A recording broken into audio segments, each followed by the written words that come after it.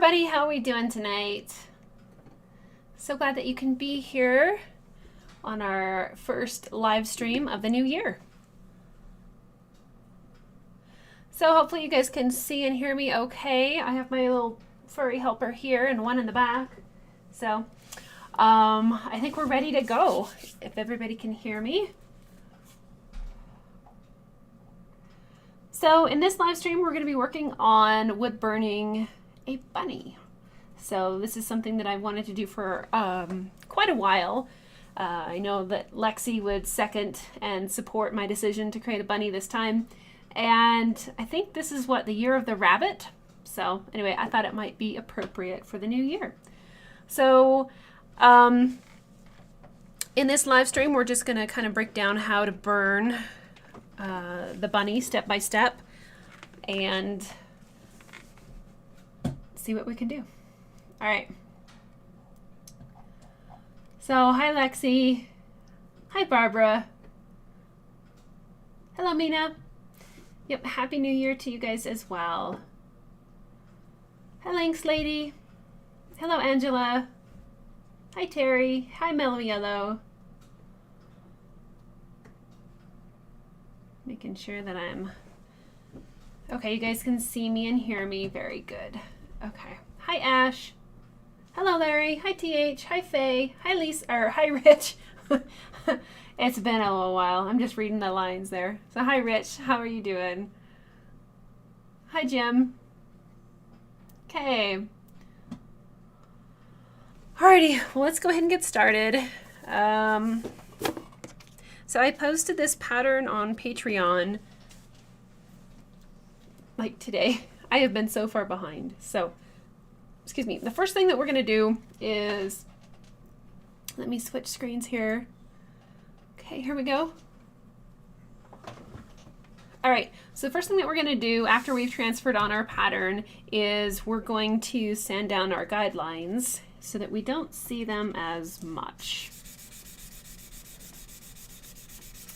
So I did kind of change my setup here in the studio, so hopefully things will work okay. I was a little late logging on because I was trying to get everything lined out and everything plugged back in. Now, since this bunny is very light, it would be a very, good fit for a black background. But I don't know if I'm going to do that or not. So we'll kind of see. Depends on what you guys would like. If you want me to do a black background on this one, I certainly can. One of the challenges with that is the whiskers. So if you want to see how to wood burn whiskers on a black background and make them really fine and dainty, then we can probably extend this into a second session. I'm hoping that I can get all of it done, all the bunny burned in 1 2-hour session, but I don't know. If we add a black background, it'll make that probably stretch into a second session. So let me know what you guys would like. If you want a black background, that'll kind of change how I burn, especially the whiskers. Okay. Oh, Mina, you got your stickers in your calendar. Very good. Good, good, good. So Ash, you got a Coalwood Super Pro 2 and you're using it tomorrow for the first time. That is awesome. I plan on getting some of those other burners this year and we'll start doing tutorials and kind of see how to create those. Oh, and since we're doing a bunny project, I have to share with you my daughter. This is her bunny. So when I was getting this laid out last night, she wanted to try. So she used some graphite paper here on the sides to kind of outline the bunny. And then she shaded it like a little stuffed rabbit she got for Christmas. So that's why it's got the speckles. Anyway, great job, Lexi. And here we go. Okay.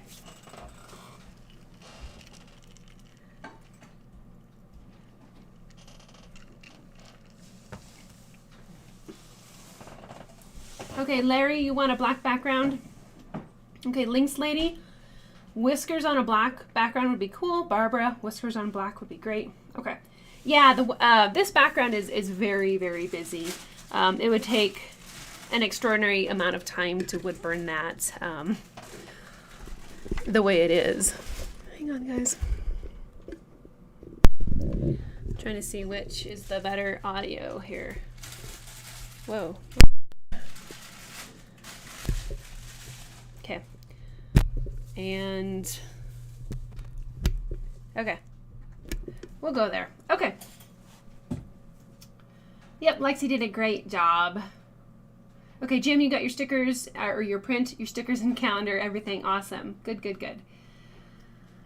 Yes, Ash, that is a good point. You could use a Dremel tool to etch in the whiskers on the black background. You could also use like a sharp object and kind of dent the wood and then burn over them.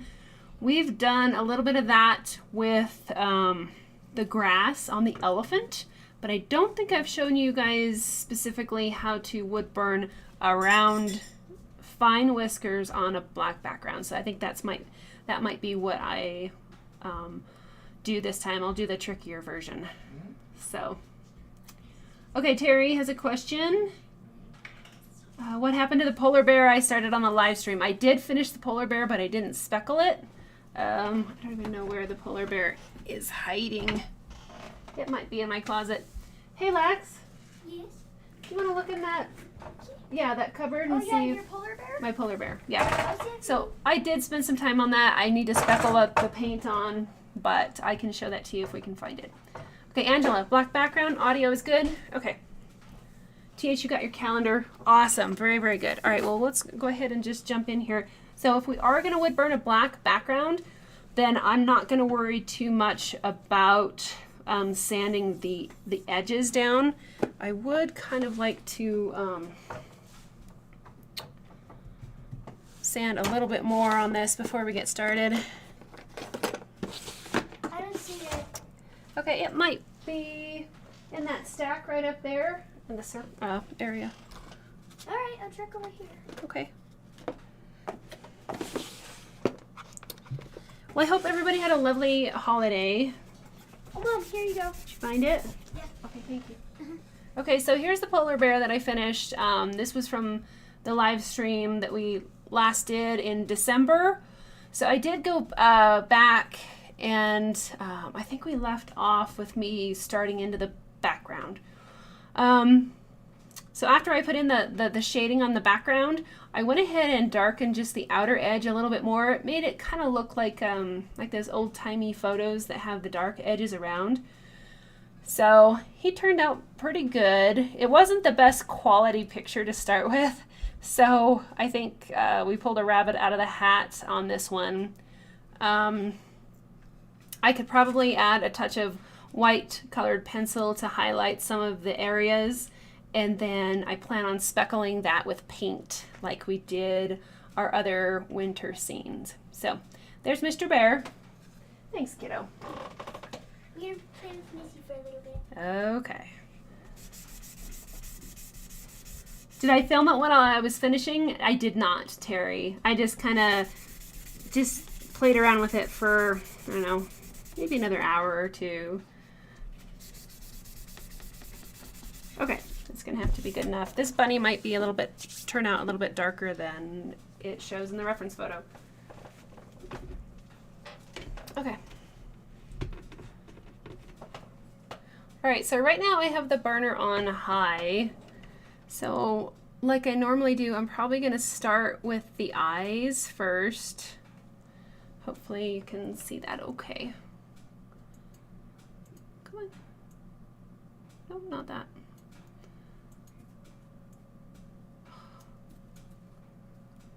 Hold on, technical challenges. All right, I'm gonna move me so you guys can see the bunny a little bit better. Okay, here we go. So the burner is on high and I'm using the Versatool again. And so I usually start with the center of the eye.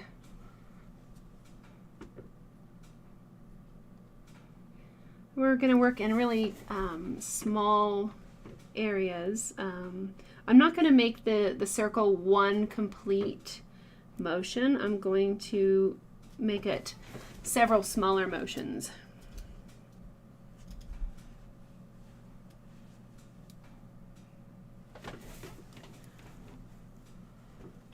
So Terry, you're burning the snowy forest again.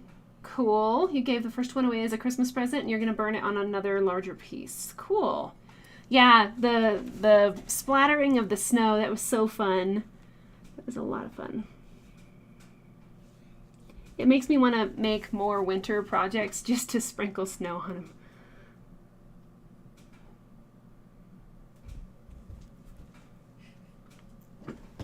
Okay, and then we have kind of an outer edge.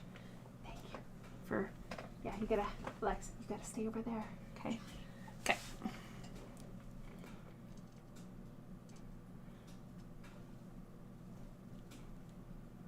Okay, I'm going to try to keep my head out of the camera since I moved it. Okay, now we're going to do kind of a dark outline around the main part of the eye.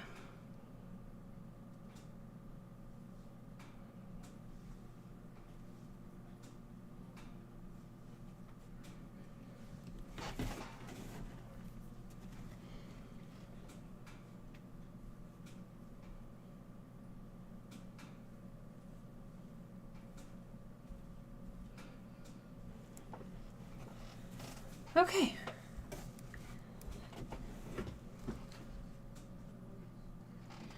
So a lot of times eyes have a gradient. So around the outer edge, it's going to be the darkest, and then it's going to kind of get lighter as it comes in towards the center of the eye, the pupil. Do you guys need me to zoom in a little bit more, or is that okay? I might scooch this over just a bit and see if I can't zoom in a tad to show you this gradient.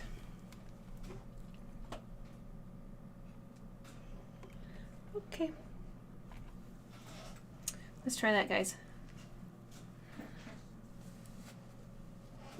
And if my if things start to shift, my camera might be sagging. So, okay. Alrighty. So we want to burn around the highlight of the eye. So I'm going to blow on the point.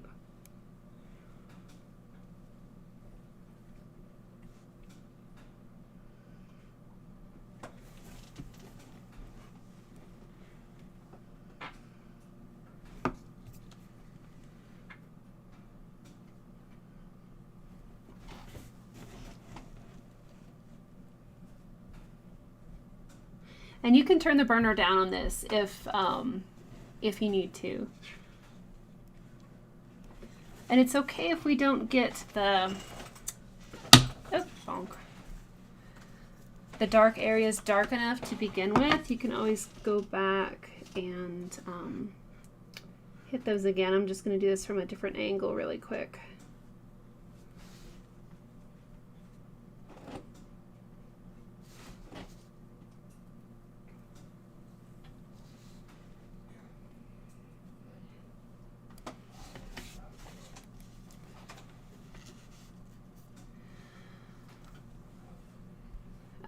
Rich is asking if I'm going to use the razor tip on this one. I've been thinking about that, Rich, and I think that I probably will. I'm definitely leaning towards using the razor tip on occasion throughout this one to make the fur go a little bit faster. Good question.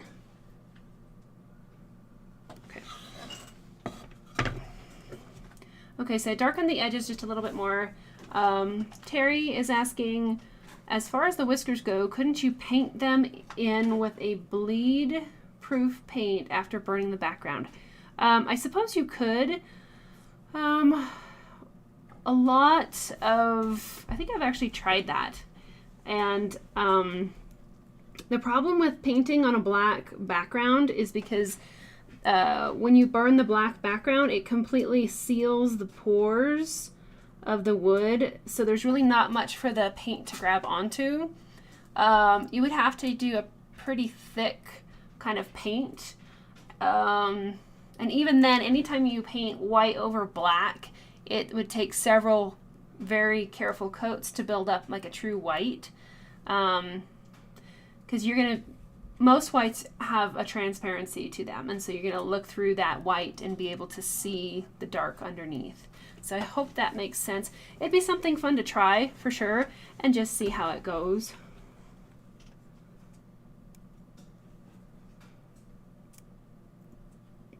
So this bunny eye is quite dark, and I don't know how you guys can quite see it, but we want just a slight gradient towards the bottom of the eye. Yeah, Larry, we did use an awl for the grass and the elephant.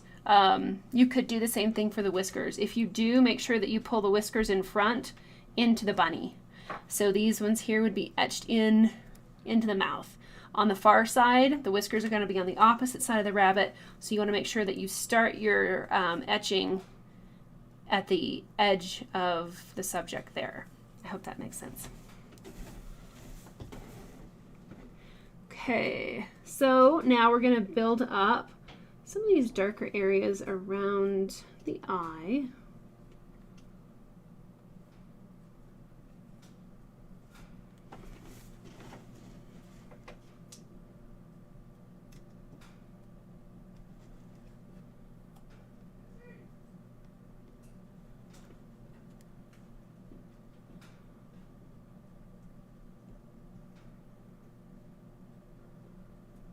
So I'm still on full heat. I think I might turn it down a little bit. So I found that electrical tape is one of the best ways I've been able to secure that, the dial, so it doesn't move. Okay, so I'm going to turn this down, and we're going to go to where the orange meets the red, just for a little bit more control.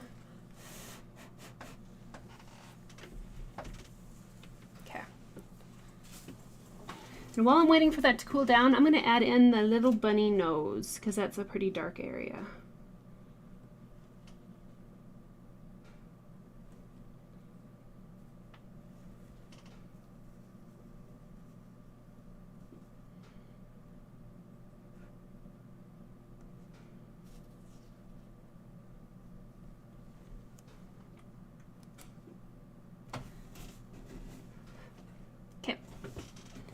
So I usually start with the main features. So I'm going to wood burn the eye first, and then usually kind of go around the eye and then develop the nose.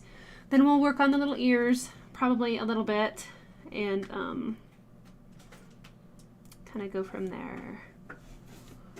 Hi, Hamalorian. I think I'm saying that right. Hamalorian is asking what kind of varnish will I use on this project. There's been a lot of debate as far as finishes and varnish. In certain cases, I love it. In other cases, I think it actually takes away some of your lighter values, and I've seen more of a significant loss of value after I clear coat. So I've been leaving a lot of my wood burnings uncoated, like unfinished at this time. So I used to use 3 coats of polyacrylic water-based brush-on finish, and then 1 coat of permalac over the top of it that had a UV protectant. So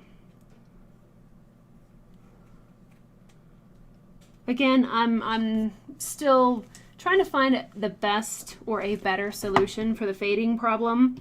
Burning darker than you need to is always a good and helpful thing.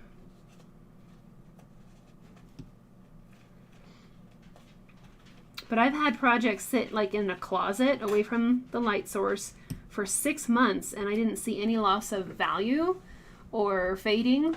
And then I clear coated that project, and the very next day, I mean almost immediately, I saw a loss of the lighter values. So anyway, that's what I used to use, and right now I'm just kind of leaving stuff unfinished for now. Okay. Hi, Feel the Rat. Yeah. This is not going to work. No. Don't you just love live streams? All right, everybody say hi, Missy. And Missy says, pet me, love me, hug me. Okay. Intermission for a sec.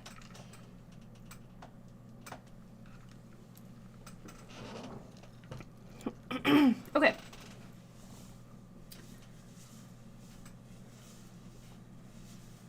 Let me just check on the chat. Terry says, I have a photo of a bunny I took and want to burn it, but I'm afraid to start. One day I will do it. Awesome, Terry. Hopefully this will help give you some confidence as far as where to start. Larry says, a few days ago on my shop was pretty cold inside. Even with the heaters going, I could not get the dark values I wanted from the VersaTool. Gotcha. Yeah, that can, the ambient temperature can really take a lot of heat out of the VersaTool as well. So I've worked with them outside and it's kind of frustrating. Okay, just checking for questions. Yes, this is Kitty. All right, I love you too, but you gotta go down. Come on. Do you want a cat? I would like a kitty. All right, well, she could just chill there for a bit. Why don't you take her? Come on. Oh, she does not. You got her? She does not like me. You got her? Take her. Hurry, take her. Oh, she's Okay. heavy. Take her over that way. Well, I'm here. Hello. Okay. Alrighty. Come on, go that way. Thank you. Yeah. Okay. Sorry, guys. That's the problem with live. Okay. She's not happy. Okay, here we go. We'll get this rabbit done one way or another. It might take us a little bit. Okay. So I tend to start with the darkest values first, and let's develop a little bit more around here.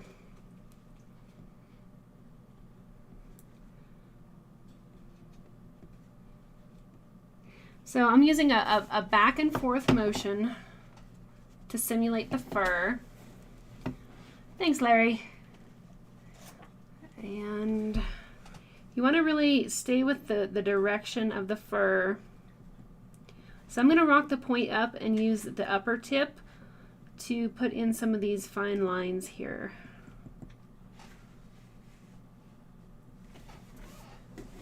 Hi, Mark Art. Thanks. I'm glad that you're learning. That's awesome.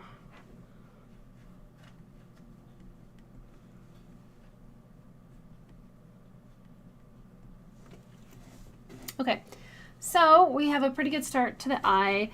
This rabbit is fairly light, but I might change that, and I gotta put in more information here. So if the bunny winds up being a little bit darker than the reference photo, that's okay.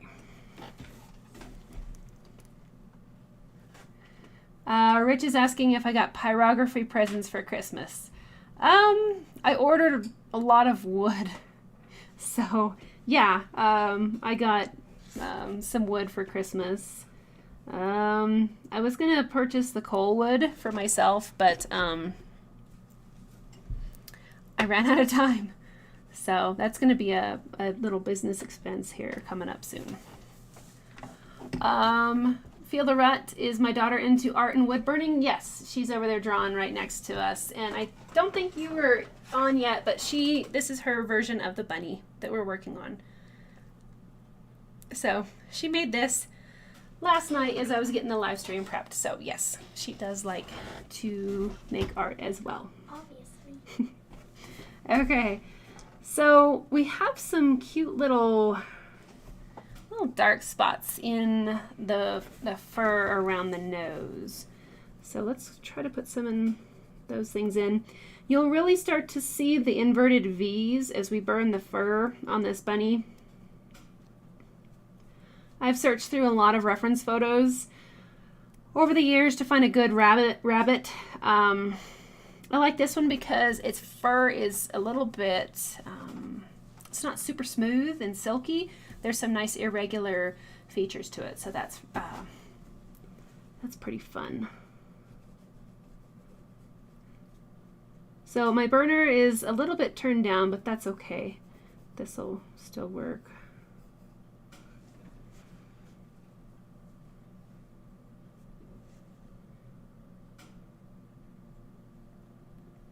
Thanks, Barbara.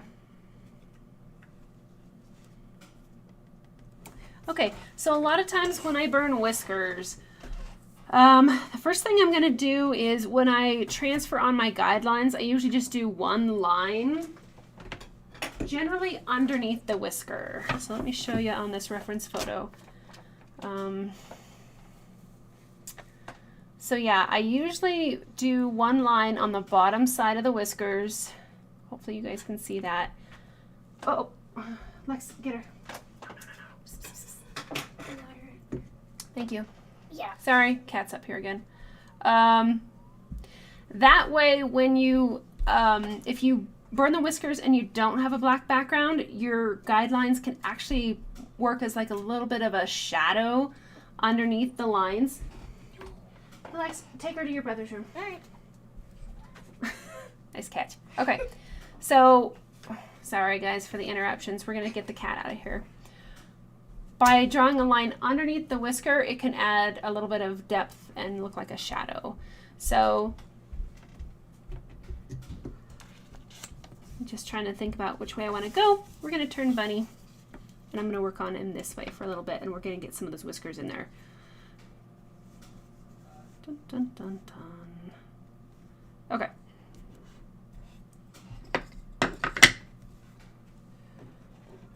I'm a bit rusty, guys. From the holidays. Thank you for bearing with me here. Okay.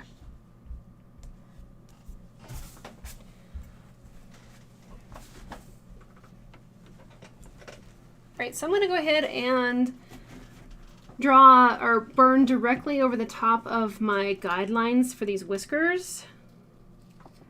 And we're just going to do kind of a faint line. We want to make sure that it's going to taper out into a finer point. You don't want a whisker to end chunky like that.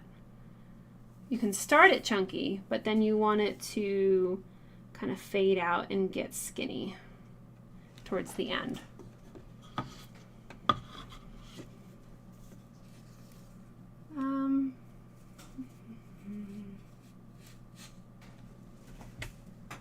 So Jim, you notice the inverted V's and how many there are on this one. Yeah, there's a lot of them. Jim says, I worked on carving inverted V's and overlaps in my Santa beards this year, and I am gaining on it. That's great. Very, very good. So sometimes I like to go ahead and decide where these whiskers are going to be before I start burning in there, because I burn around them, so I need the negative space. Now these whiskers are fairly light right now, and I would kind of think of it as just like the bottom side of the whisker. We're going to put in a top side of the whisker here in a bit.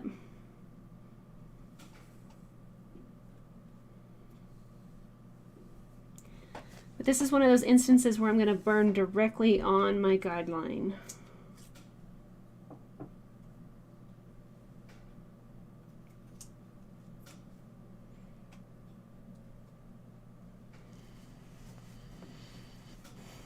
Hello, Mulat. I hope I'm saying your name right. Thanks for being here.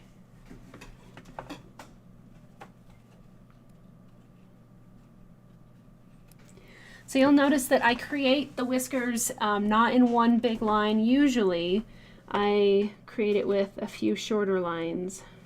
Make sure that your hand is in a really good and comfortable position to do that.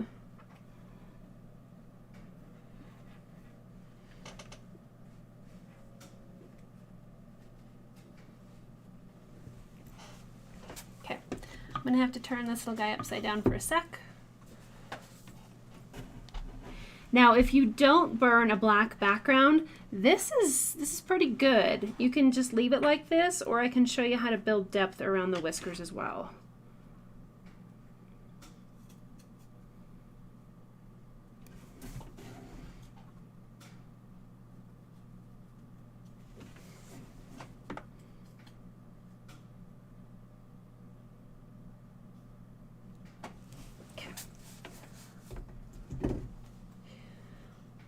Alrighty, so there we have just some really fine wispy whiskers to start with.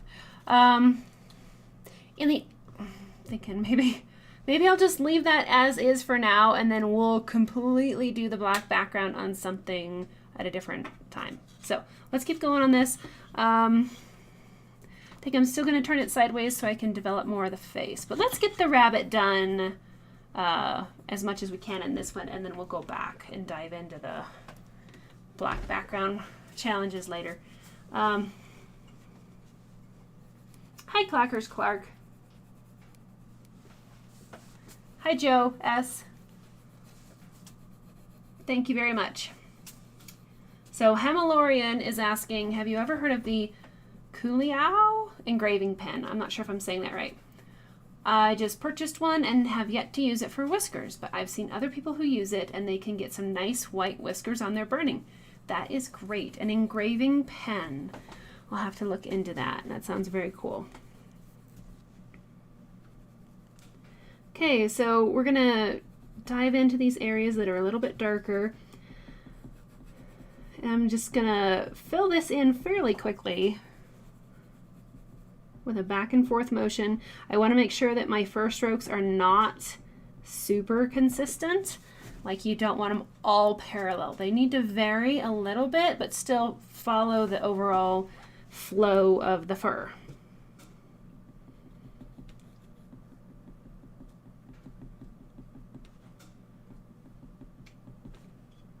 Now the bunny's fur on its head is a little bit shorter, so we'll want to match our strokes and do shorter strokes for shorter fur and longer strokes for longer fur.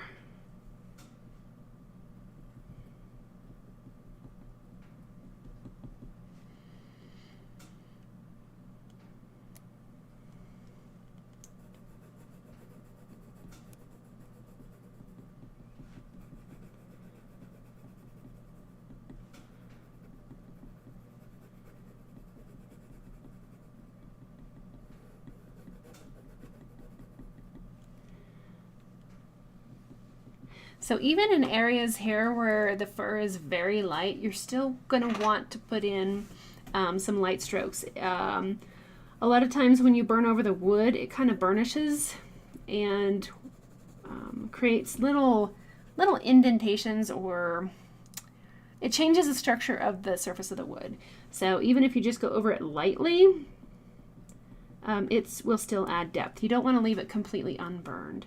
And then once we get kind of that nice base layer of fur, we can go back and start developing some more layers, and that'll create more depth to our fur. Because fur follows that rule that light things are going to pull forward to the viewer and dark things are going to push back away from the viewer. So if you want to put in some deeper fur, some of these darker chunks, just go ahead and put in some darker lines. And that will make it to where you can like look down deep into the fur, like it's got 3 dimensions.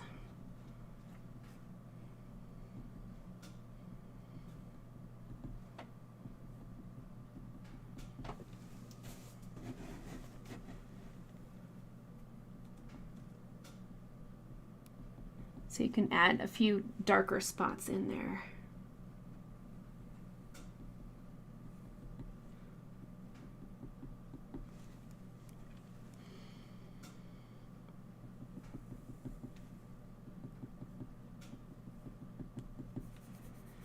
Thanks, Barbara.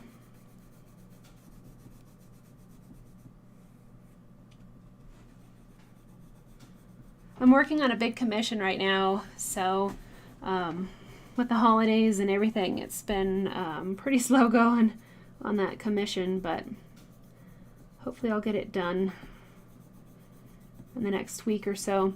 We've had, and I do have to apologize for waiting so long to get the materials ready for everybody.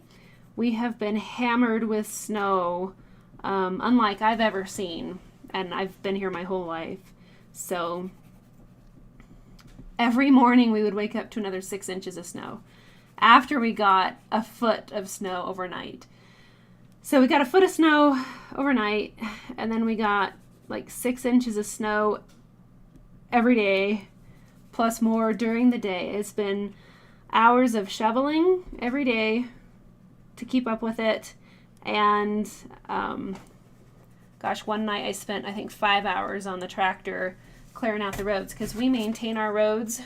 And yeah, and my husband's been on the tractor for hours and hours and hours. So sometimes I have to plow the road just so he can get home.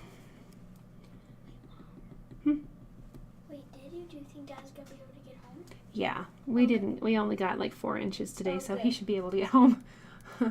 Yeah, Terry, there's some crazy photos that I posted with all the snow.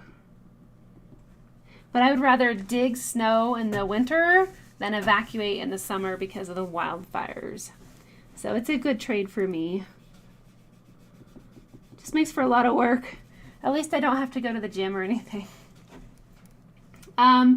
Lynx Lady says, what is the wood that you are burning on? It looks like it has very coarse, heavy grain. This is basswood. It's not the best piece of basswood. You can see some of that grain is developing. If you look at the surface, let me see if I can get it. It's a little bit punky, like it's got speckles in it. It's not the best quality of basswood. I probably wouldn't use this for like a portrait or anything. You can see some of those speckles in there. But for a study, it should be just fine. And at certain angles, you can see the grain a lot more, but it's basswood. Yeah, Barbara, this has been a crazy winter. And the wildfires are very scary. We've had to try and evacuate and be surrounded by fires and smoke all summer, and it's not fun. I would much rather have snow in the winter. Okay, I'm gonna drag these whiskers over just a little bit on some of these. That's gonna create some depth too.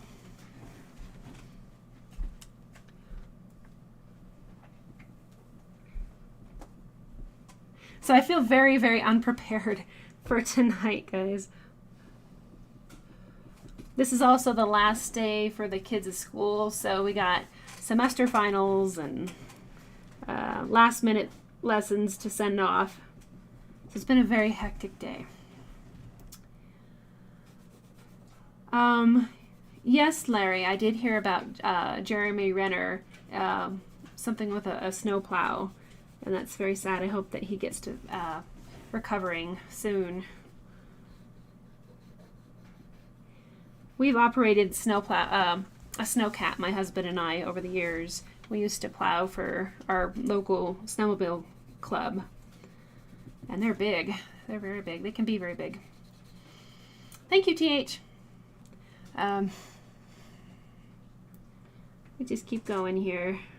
Again, my burner is turned down, so I'll probably come back and darken up some of these sections here. But we'll just keep going as much as I can in this position, and then we'll turn it. I just need a little bit more control in some of these lighter areas, and then after we turn the burner back up, we might even go to the razor tip for some of the chunky fur. So I'm going to go ahead and put in a little bit of a top edge to these whiskers. I hope you can see that. Just within the rabbit's mush, his little mouth there, I'm going to add a top part to the whisker so I know where to burn around.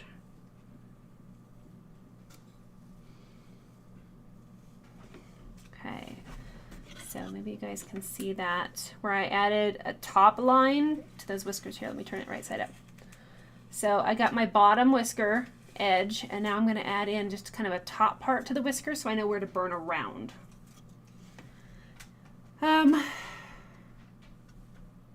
Thanks, Barbara. Yeah, I'm very excited to have the live streams as well. I almost put this off till tomorrow, but like I was telling Terry, I had something come up. I was almost to put out a post that I was going to push the live stream back a day, and I had somebody contact me, and I lost my Saturday evening, which was planned. So anyway, we just had to force through and get stuff done sooner today. So now now I know where to burn around on those whiskers. Kind of like that. Now, if you don't do anything else to these whiskers out here, they'll be fine. But if we, do the black background, I'll have more of a line to start, and we'll, so if that's the bottom of the whisker, for example, I would create a line on top like this. That's quite thick and chunky. And then we would just burn that more and more to shave it down. So we would just come in here like this and just make it thinner and thinner and thinner.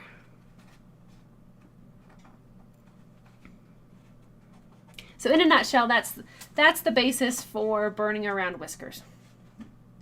Okay, but we're gonna keep going. Rich is my heat on medium. It is where the orange meets the red, yes. Mark Art. Do you like to work listening to music? No longer inspires. Is that the cat? Yes.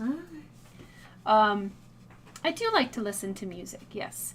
There's, I listen to a lot of audiobooks as well, especially if I'm working on a really big project.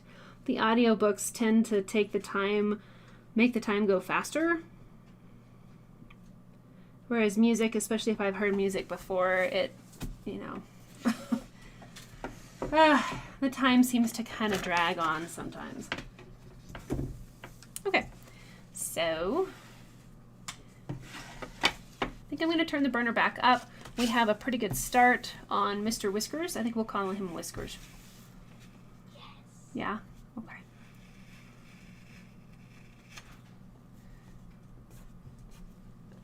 Alright, so I'm going to turn this back up to full heat, and it'll take a little while to get going. Hey, that looks nice, kiddo.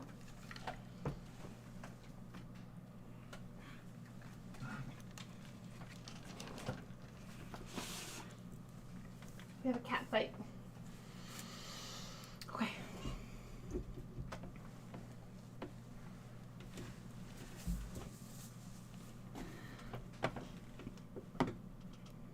Okay. So I'll probably start by putting in some of these inverted V's just to block them in. They can get lost as you build up a lot of the fur. So I'm going to put those in first.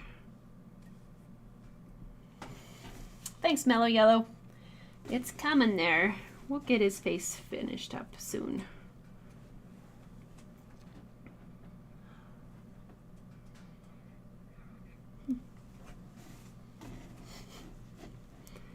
You're not going to let me sell this one, are you? No, I will buy it from you. You're going to buy it from me? I literally will buy it from you. It is too cute. Okay, thanks. It's a cute bunny.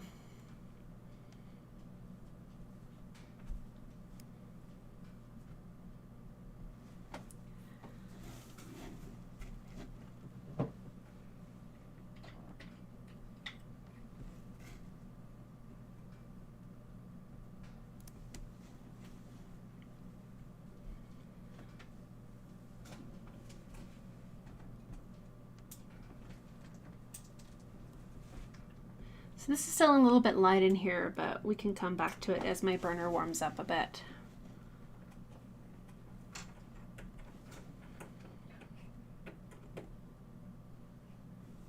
Missy's picking at her toy. Yeah, I think so too, Barbara. She's gonna claim it. Barbara said that you're gonna claim this wood burning. Definitely. Well, you've been wanting me to wood burn a bunny for a long time. Yeah. And now that you are, I am buying that from you. This might be only my second bunny ever wood burning. And I'm buying it. You're from buying. Okay. But bunnies are just like any other furry critter. Once you get the idea of the fur, it goes pretty well.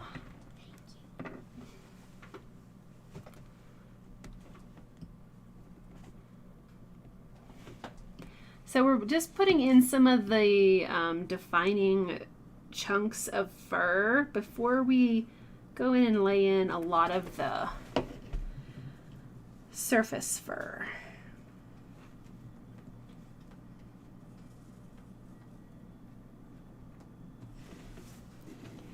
Okay, so here we go. We're going to do this pretty quick. Just those back and forth motions. The strokes are going to start off fairly short at the top here, and then they're going to get longer as we go down.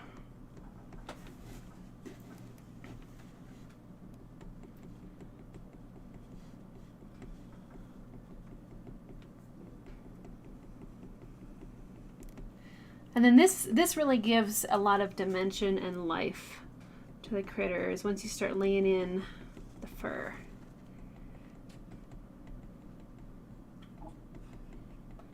And if you do get a few stop spots in here, it's not the end of the world, because that can add a little bit of depth. So if you're struggling with stop spots, don't be afraid of fur. Go ahead and dive into that and see what you can do.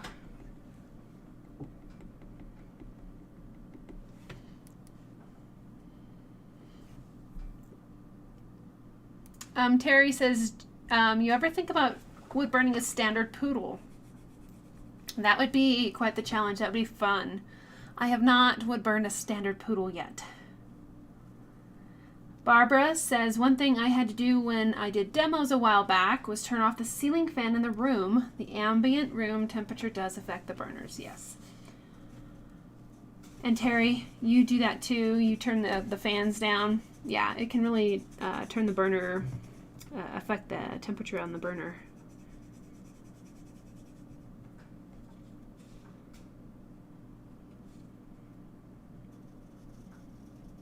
So I'm kind of darkening up this edge down here.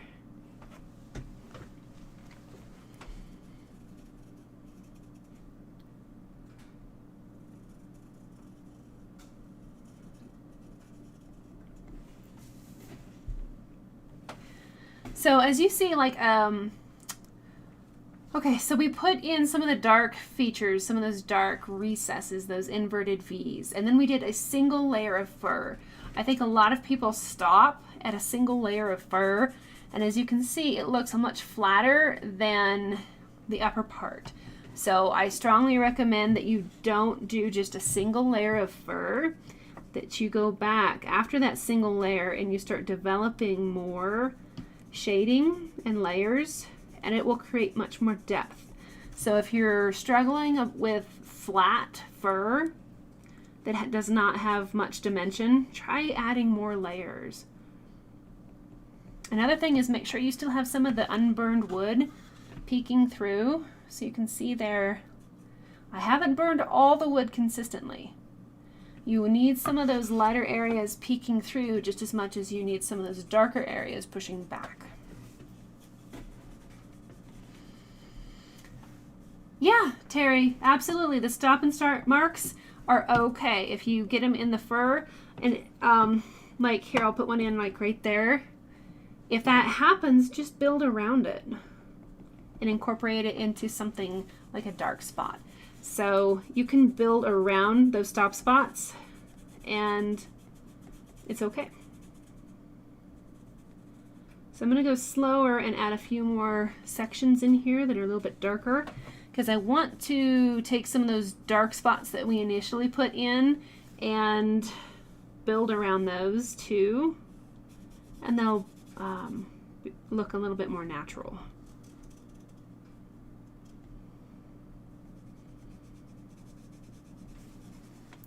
So you can see even just a second layer of fur really helps give the bunny some more dimension.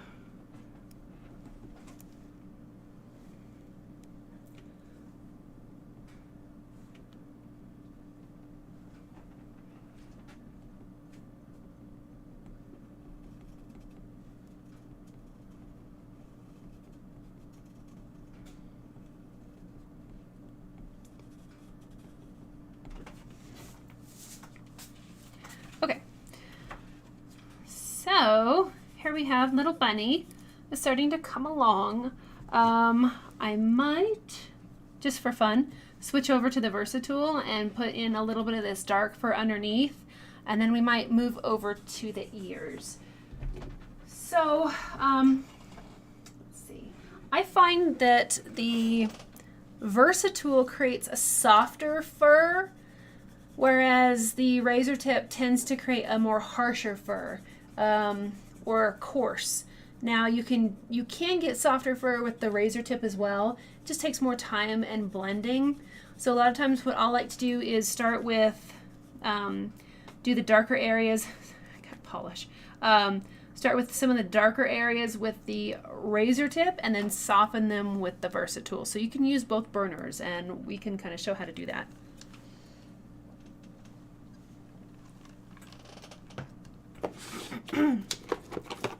Okay, so would you hand me that jar of points, please? Yep, the whole thing. Okay. Oh my. Got it? I can eat all of them. Okay, thanks. Okay, so let me see where I'm at. I have been modifying some more of these points from razor tip for teaching, but I think I'm still going to go with this one. This is the small round shader point. Come on. That I sanded down because it was really round, and I put like a point on there. So, okay. Thanks, guys. Alrighty.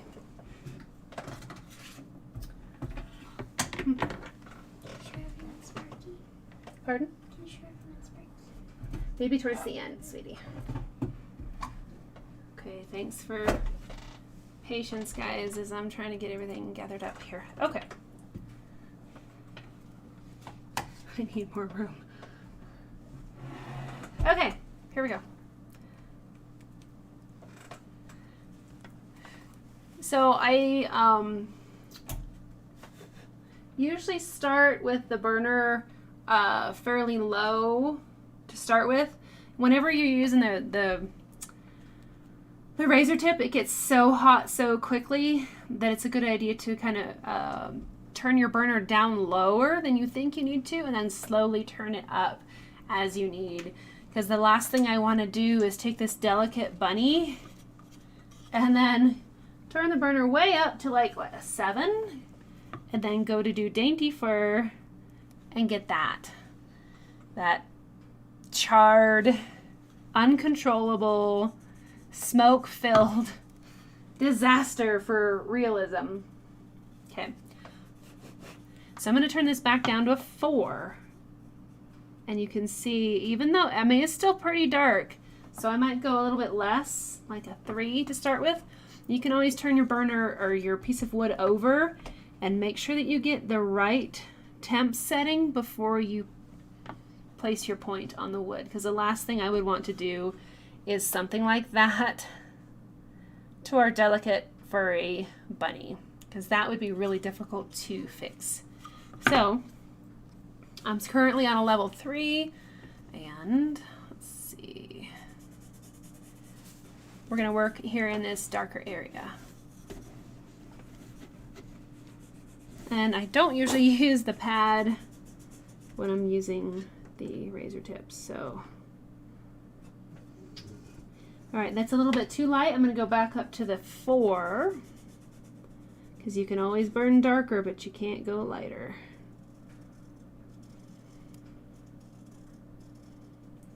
And if you are still using the Versatool, that's okay. You can keep going with this. It might take you a little bit longer to get some of these darker values built up, just because the Versatool runs on a lower temp setting.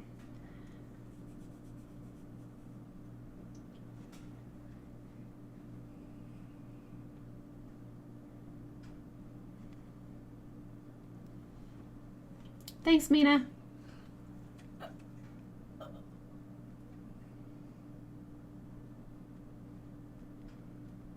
Okay, so I'm going to turn this up to like a 4.5, just to go a little faster.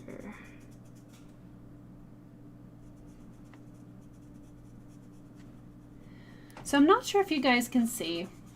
Something interesting just happened. This would be a good opportunity to kind of teach this. If you notice, my piece of wood has seams. It's been glued together there's 3 sections. We have a section here and a section here that have been glued together. Different sides will burn differently, and if you'll notice right here, I was on this section, you can see that seam. On this section I was doing okay with my temp setting, and then I switched over into this seam and I got a really dark line, because sometimes these different pieces of wood will burn a little bit differently. So just kind of a weird thing to take note of, that when you cross over into a different section of these pieces of wood that have been kind of glued together in sections, your temp setting could be thrown off in one direction or the other. So just a little thing to kind of keep in mind. Hello, Adventures with Mikey. What type of tools do I use? Normally I use the Walnut Hollow Creative Versa tool. That's this guy right here. That's what we've been using for the majority of the rabbit. And then I also have the razor tip dual pen system. I probably would just go with a single pen system if you're new.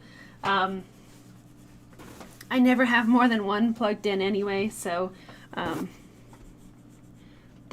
think the single pen system is just fine. And this is a small round shader that I bought like in 2009, but I sanded the point a little bit to kind of change the shape. Other tools, I use basswood. Yes, Adventures with Mikey, this is the razor tip. And they come with a variety of different pens. They're more expensive for sure. Each pen is like $25, $29. So,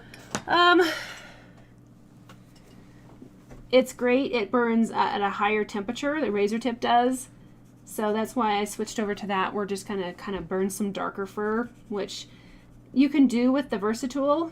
It's only like a, what's it, $30 burner or something. And it's great. It's what I've used for many, many years. And the Versa tool can pretty much do anything that the other burners can. Sometimes it takes you a little bit more time to build up some of the darker values, but it is more than capable. So in this instance where I have that dark blob there, which I did not really mean to happen, we're just going to build some other values around it. Okay, we'll get her. No, no, no, no, no, no, no, no, no, no, no. She wants to come back Okay. up into it. Take her back to your brother's room. I didn't know he let her out. Okay, take her back. Thank you. Come on. Because she's going to jump up here again. Thank you. Yeah. Hey, ow, she's biting me. Okay, take her. Tell your brother what's going on.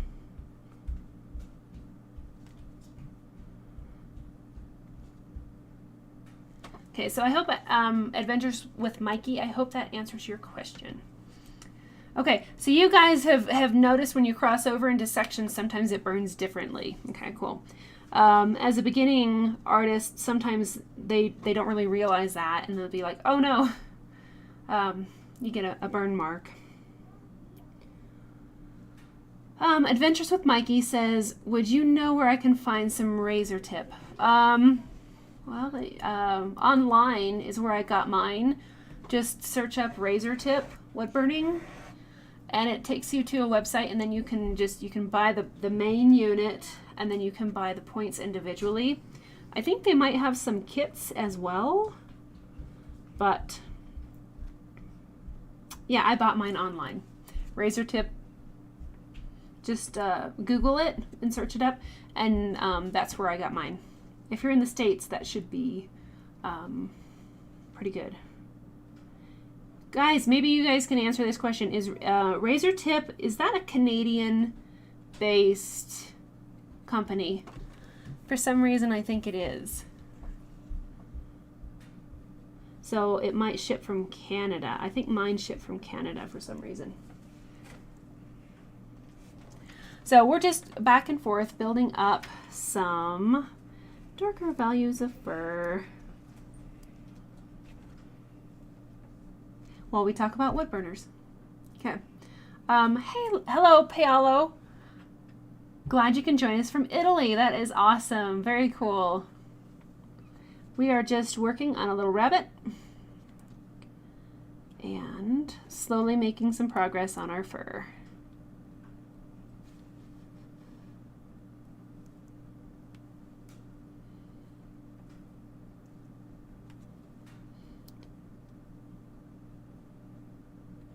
So I find that I blow on this point too, and that's okay. So we're gonna blend this dark section a little bit. Now, right now our rabbit has real chunky fur. We will probably go back and kind of soften that up a little bit and make it just a little bit more blended and smooth. But we're gonna keep going right now. Like I said, I find that the razor tip creates more chunky, coarse fur, but it goes faster, and so then you can make some good progress. And then you can always go back with the Versa tool and soften it up, or you can soften it with this as well. Just rock the point down a little bit. You guys are getting buffering? Okay. Sorry guys, it's snowing like a lot, so I apologize for the buffering. When using any point, if you rock the point up, you usually get a very crisp line, but if you rock the point down and hold it flatter, you'll get a much softer line. So let me try and get you a better angle. So rocking that point up creates a, here we go, rocking the point up creates a fine, sharp line. Rocking it down will create a softer line. So the reason that these edges, these lines are important, whether it's a soft edge or a hard edge, is very important to fur, because the more you rock the point up, you're going to get sharp, coarse fur. In some cases you need that. Other times you need to rock it down and create softer, more blended fur. So I find that a mixture of both is very good to create definition with the hard edges, and then a softer blending and smoothing with the softer edges. I hope that makes sense. Okay. Sorry about the buffering, guys. Again, it's snowing like crazy here, so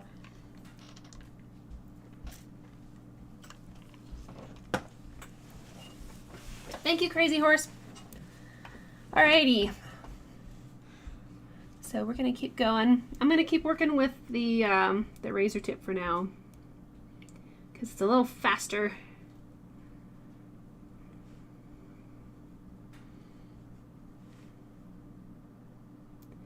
It's every few seconds, Larry. Disruptive. Darn. Okay. So if you guys are experiencing buffering, I'm not sure what to say. You could check your settings. It's probably on my end, but I'm hoping that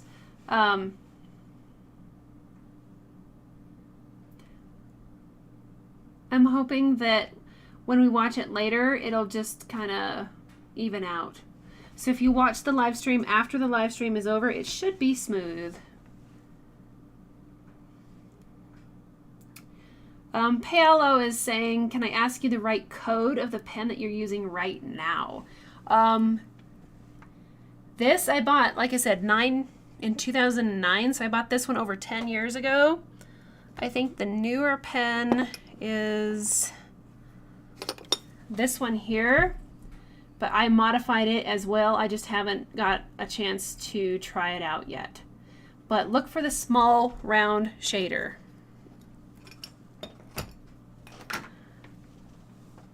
Okay, so again, after the live stream is over, you can probably go back, and then there shouldn't be the buffering. I'm hoping. Okay.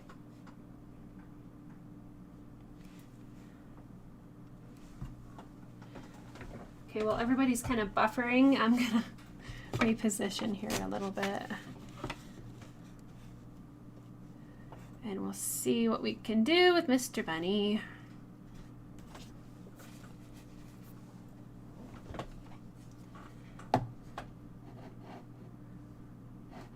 Okay.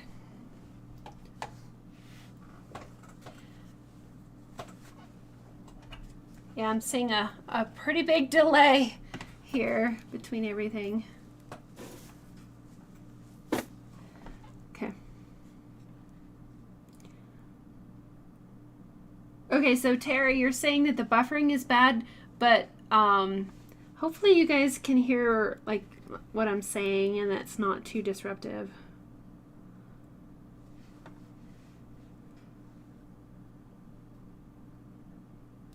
So I'm going to rock the point up and get a little bit more hard edges in some of these darker sections.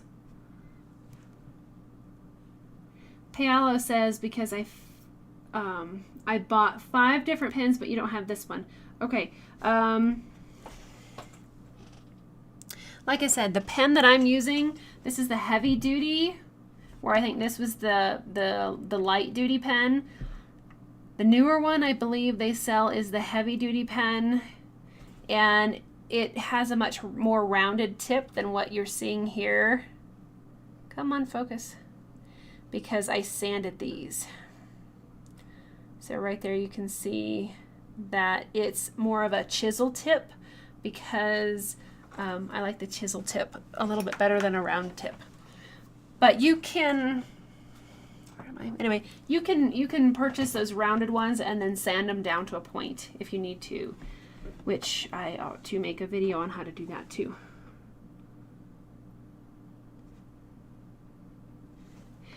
But this is a good way to, let's see, using the razor tip is a good way to block in a lot of fur very quickly. So I'm just going to kind of go for that right now. And we'll see if we can't catch up on some time. This is going to be a multi-session bunny, at least 2 sessions. If we want to do a black background, it'll probably be a 3rd session.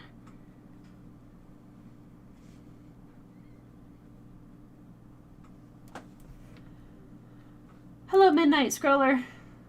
Glad you can be here. Thanks, Terry. Yeah, he's a fluffy bunny. He's soft. Yeah, Angela, we're going to be on the tractor all weekend. One of the worst things about all this snow is we have a fairly flat-pitched roof.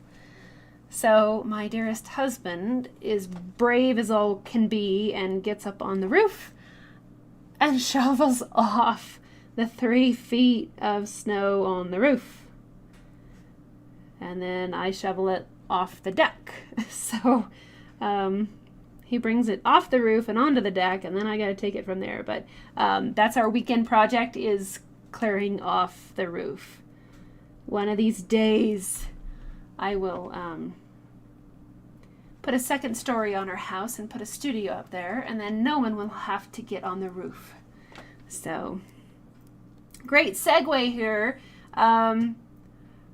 I need to afford a studio so my husband doesn't have to get on the roof and shovel snow. So we're going to change the roof pitch. But if you're not currently supporting me on Patreon, this would be a great time to consider that. Your donations are a huge help. They keep the lights on around here. They allow me to create more content. So you can join on Patreon for the least is like $5 a month. You'll have access to all the past live streams. This is our 35th live stream. So there's a ton of content on Patreon that you can go kind of take a look at. So if you've been thinking about joining Patreon, now would be a great time. And to everybody that has joined Patreon, I cannot thank you enough for your support.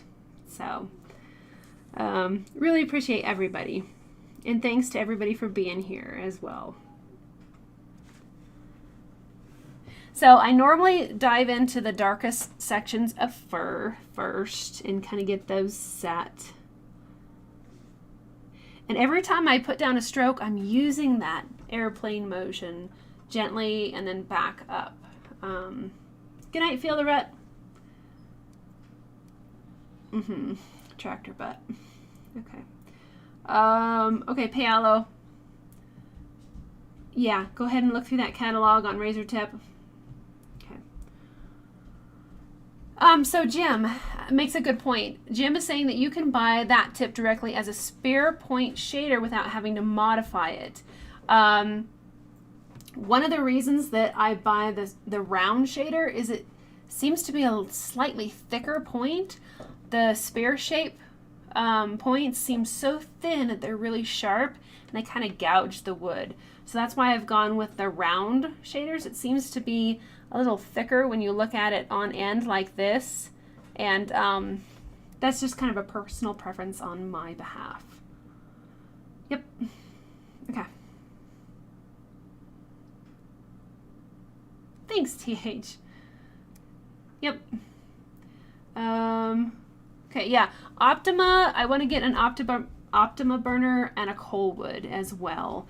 I have a feeling that they're all fairly similar, but I would like to get those and just see how I can help teach with those as well.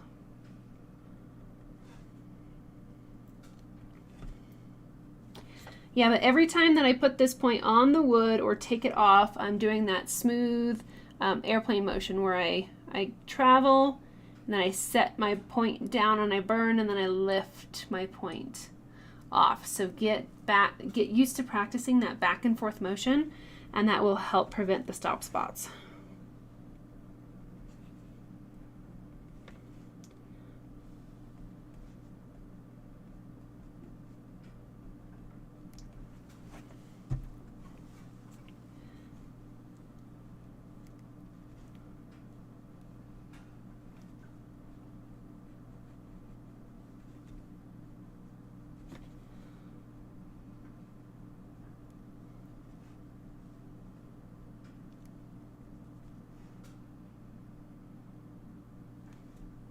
So it seems our buffering has kind of caught up to where I am now. That's good. There's not much of a delay. Rich is saying, is that another wood panel line behind the bunny's eye? Yes. So you can see that that is a little bit of a dark section there.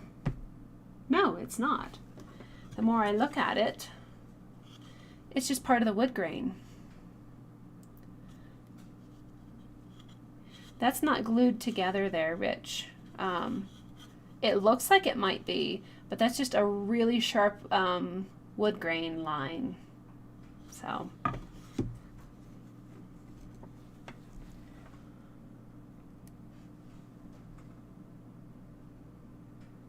Jim says, I used to sell 2-cycle lightweight snow blowers just to blow snow off the roofs there, especially in the northern and western parts of Michigan. Wow. How much do those weigh, Jim? That would be very interesting. Because we have like a metal roof with like the ridges.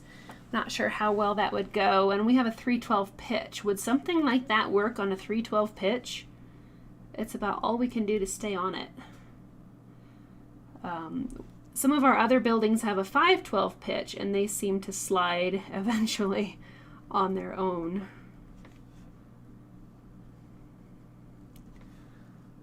Okay, I'm going to probably try and get over here so you can see a little bit better. So we're just working on building up those initial layers.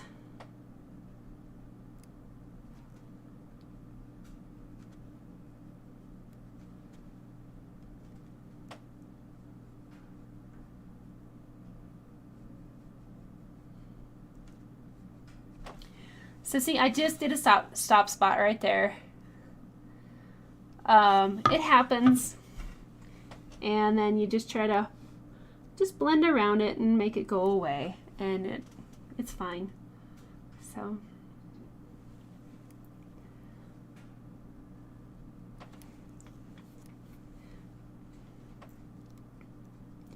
when you're working on a portrait, stop spots can be really frustrating, but with fur, it's all pretty good. You can just blend it in.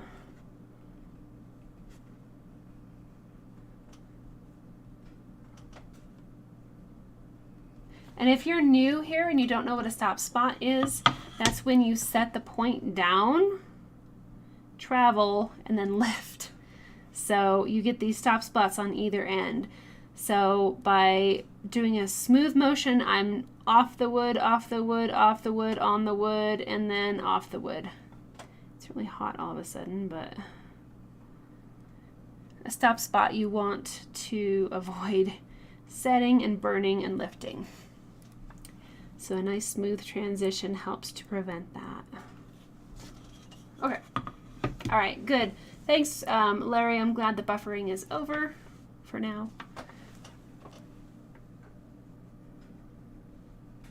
Okay. So I think I might fill in some of the bunny fur that we've already burned, and then we'll go on to the ears and try to get that done tonight.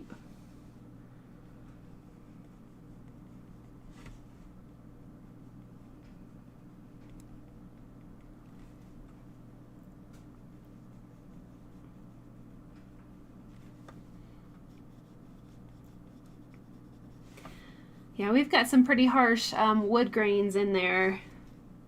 If that doesn't bother you, just leave it because it's part of the nature of the wood. If it does really bother you, then you can painstakingly try to burn inside each wood grain like this.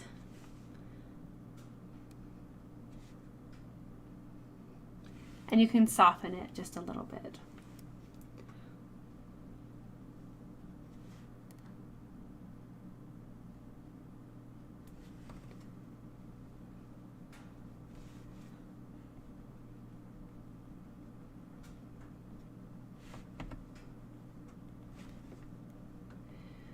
So after you get your base structure in with these darker areas, then you can go back and layer in a lot of the fur quite quickly.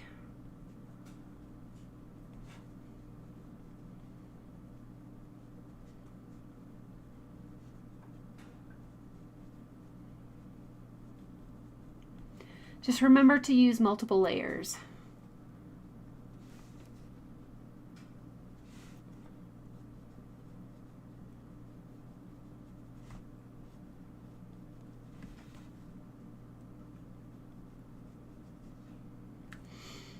Terry is saying that start stop spots are a pain when burning white fur as well. Yes, it is. You still have a little bit of leeway to try and hide those, but yeah, the lighter the fur generally, the more troubling those stop spots are. So, yeah, I agree. You can still hide them to some extent. Especially if they're not in a really important area, like away from the eyes and the nose and all that, your main features. I find I try to make... Oh, how did you escape again? Meow. You're loose. Somebody released the kitty. That was a cute meow right in the microphone. Come here. You gotta lay down. That's not laying down. Okay, all right, we're just gonna kind of go for this and see if we can keep burning. The tips, yeah, the razor tip does get a lot hotter when you lift it off the wood for a few seconds. That's why I think as a beginner it helps to have the Versatool, because it's a much more gradual heat and it's a little bit easier to maintain and control. Okay, so Jim, you had a Jacobson Toro, are good too. Cool. 27 pounds. Okay. Jim, thank you for that information. I will pass that on to my husband. I don't know if we could get a 27-pound blower on the roof, but that is all very good information. So I'm not going to juggle tonight, but but I am going to try to wood burn with a cat. So if I don't pet her, she usually leaves. Come on.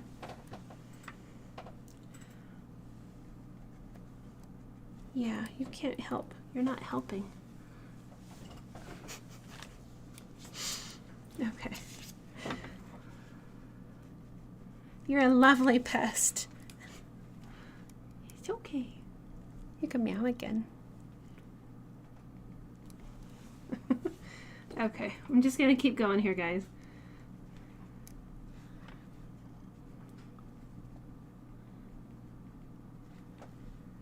You're on my cord.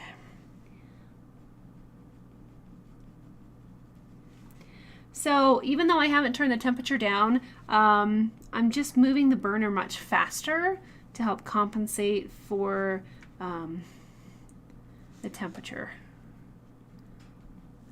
What? You're mad because I'm not petting ya, huh? Okay. So, let's see here. I think I might do just a little bit more on this with the razor tip. And then we might switch over to the Versatool again and kind of soften up the fur. Because it does look a little bit coarse, I think, in my opinion.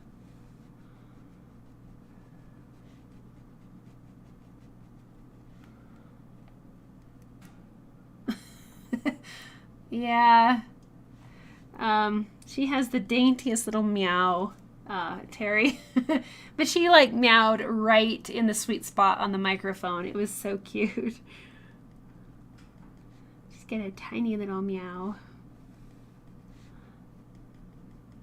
But she's ornery. So see there's another stop spot. I do it too, Terry. It happens. It just totally happens. And so you just kind of build around it and make it go away a little bit and hide it is all you can do. I got cat hair in my nose.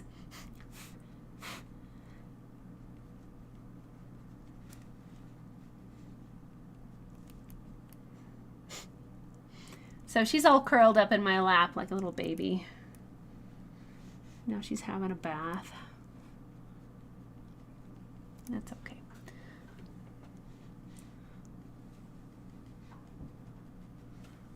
All right, I'm going to turn off the razor tip. Whenever I set this thing down, I turn it off because it is so strong and powerful. And it heats up in an instant. You just turn it off. Okay. This is going to be harder, but we'll try it. Okay.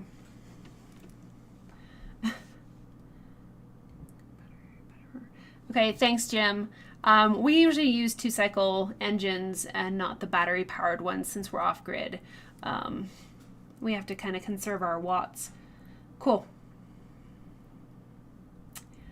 Barbara.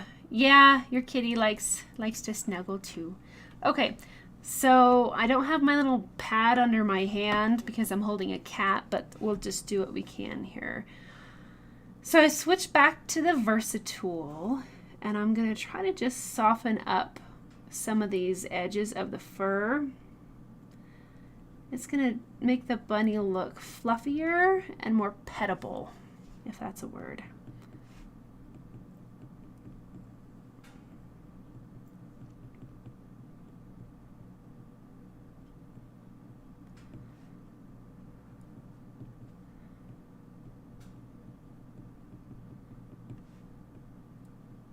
So this is a good opportunity to kind of smooth and blend and soften everything.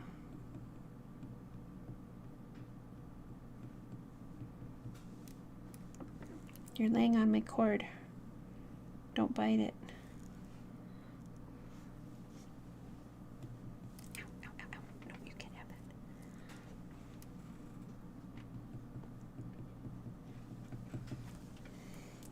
that. Okay.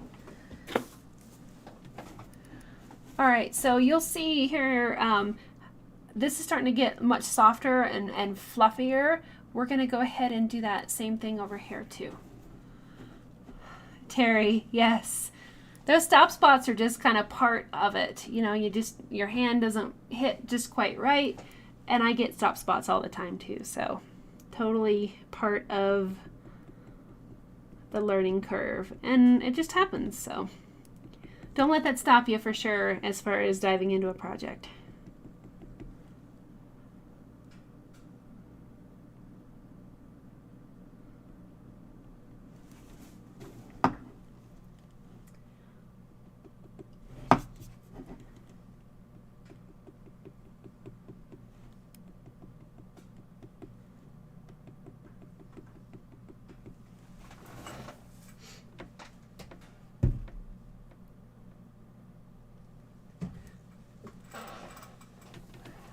Okay, so that's looking much better already. Just a little bit of soft light shading to kind of marry the darks and the lights. Again, my bunny is going to be darker than this one, just because I like adding more values. I like the darker value structure. I think it creates more depth and dimension. If you ever try to burn a completely light white subject, it's difficult because they often turn out kind of flat. You just don't have enough information. So my bunny is going to be a little bit darker.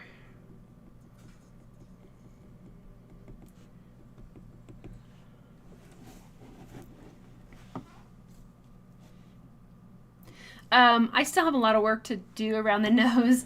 By the way, I haven't, that's not done yet. So I'm just going to try to keep moving on here and make some good progress tonight.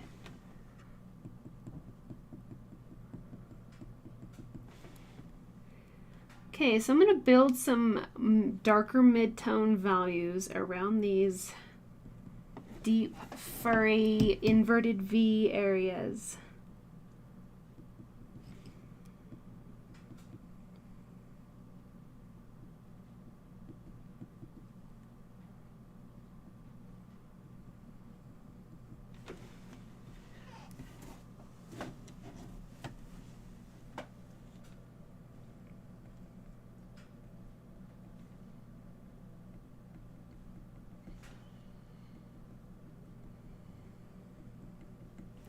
Again, the more layers that you make, the more rounded and in-depth your critter will be, whether it's a bunny or anything else.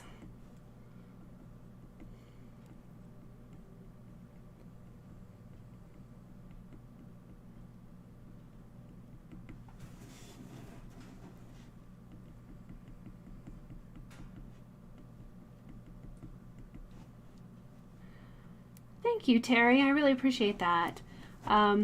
I know I've heard a lot of people that have shared that they share my artwork with other people, and it's just amazing to me, and I really, really appreciate it. Thank you, Terry. That's just awesome.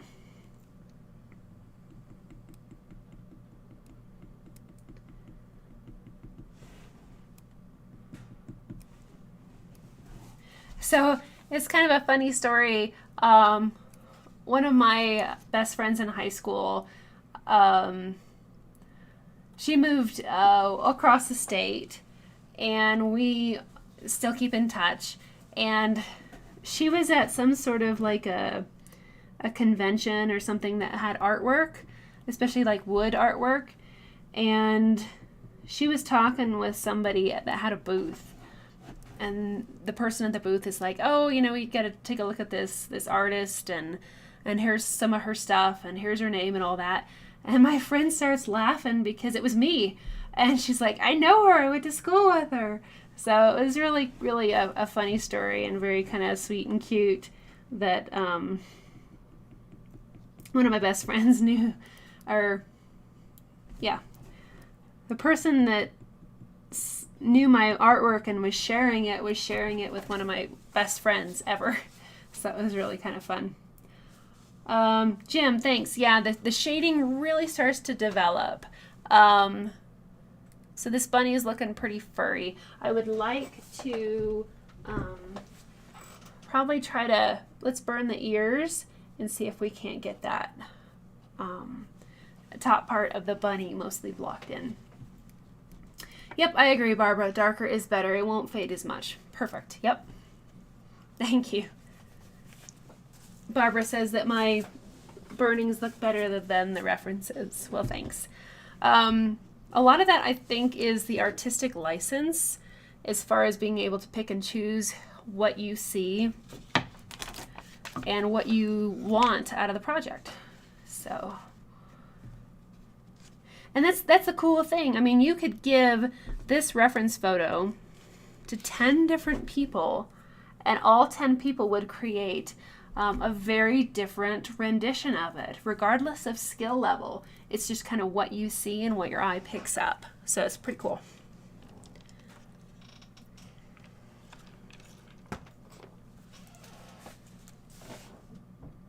Okay. So when I start into a new area, I'm going to dive into those darker sections first. Hope you guys can see okay. Cool. Hello, Parag. I hope I'm saying your name right. Parag says, my daughter gave me your wood burning animals book as a Christmas gift. Learning a lot from this live stream. That's lovely. Thank you. And thank you so much for being here. That was my first book, and it was a lot of fun to create. A lot of work, but a lot of fun to create. So I'm glad that it's helpful. I'll even go back and reference my books from time to time because, you know, I tend to forget sometimes what I say. So the books are a good reference for sure.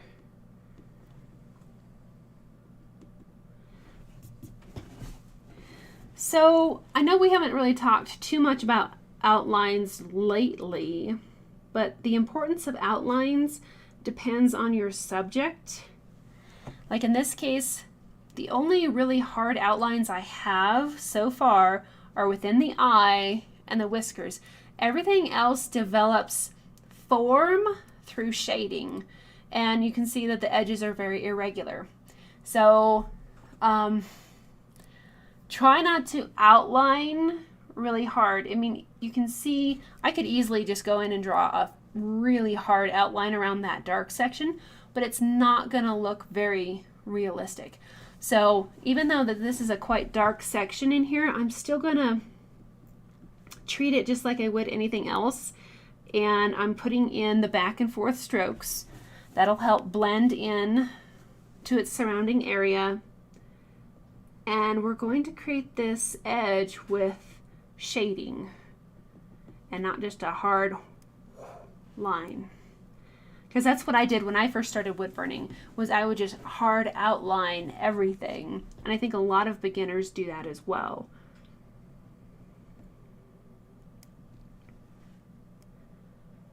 And if you do have to kind of do an outline, keep it real soft. Kind of like this. Real soft so I can blend it into everything else.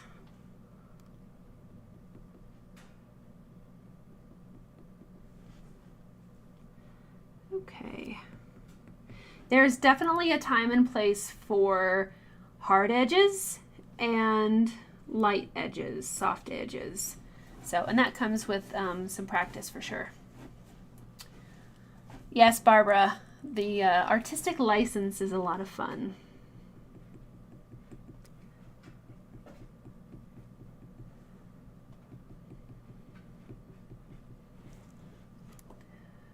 Thanks, Terry. Thanks, Mina.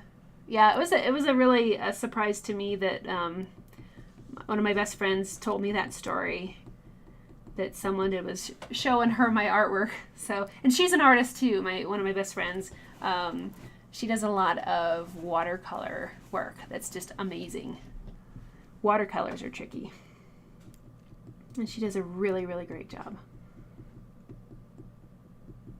So I'm going to go ahead and once I have this area kind of blocked in, I'm going to go back and add some real soft shading. I don't want hard edges here.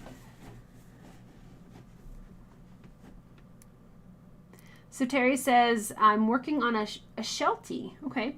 I think what's bothering me is the big white ruff. Could I do that? Could I do that like the polar bear fur? And it would still resemble white. So yes, Terry, whenever you wood burning something with white fur, it's amazing how much of it is not white. The only part that is actually white is going to be your brightest highlights. Everything else is going to have some sort of shading to it. And you can actually develop some quite dark values within white fur. It might also depend on your reference photo. If your reference photo is kind of, what's the word, overexposed, you might not be able to see some of those dark values. But as a whole, the only thing that I keep pure white on my projects is like your brightest highlights. So like in this bunny, I mean, you can see like right here would be probably one of the brightest spots in here. Everything else is going to have some sort of shading. I do like to keep a lot of the unburned wood peeking through for more depth, but as a general rule, the only thing I keep pure white is the brightest highlights, including eyes, although this one is not quite as bright as that ear. White fur is a different kind of a cat, but really look into the shading and the shadows of that fur and see what you can come up with, and push your values darker, especially in the shadows. White subjects are very rarely often all white. TH is asking, do I have a question for you? Okay, so I am out of things to give away. So we're not going to do a giveaway right now. I know we usually do that at 7:30. Thank you, TH, for bringing that up. I am planning a whole new year as far as what I teach and how I teach and where I teach.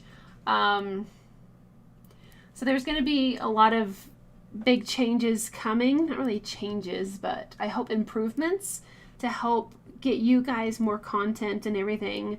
And over the course of the live streams, I will have questions for you guys, especially how to better serve you. So that might be a great question for tonight is, I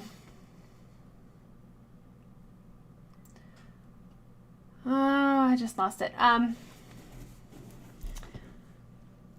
If you want to answer a question tonight, I would say, how can I best serve you as a teacher? What would you like to see from me as a teacher?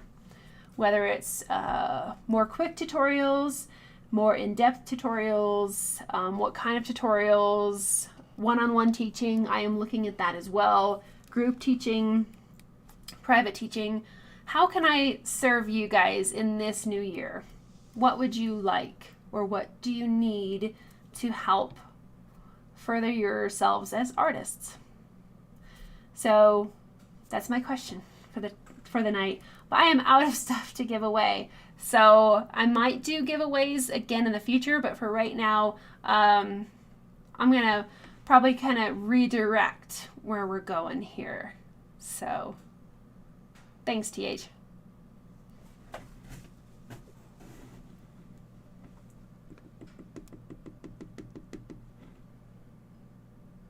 Okay, I hope that helps, Terry. It was a long-winded answer, but push your values a little bit darker if you can, especially on the shadows and the mid-range. Keep your lights bright. I know, sometimes when it's white fur, it all looks white. It all looks bright, so you have to really kind of pick and choose where you put in some shading. Now, polar bear was a tricky one, too.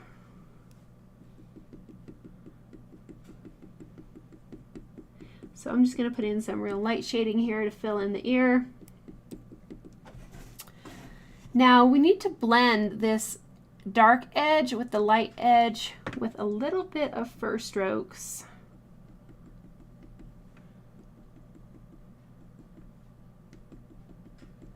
And kind of soften that up a little bit.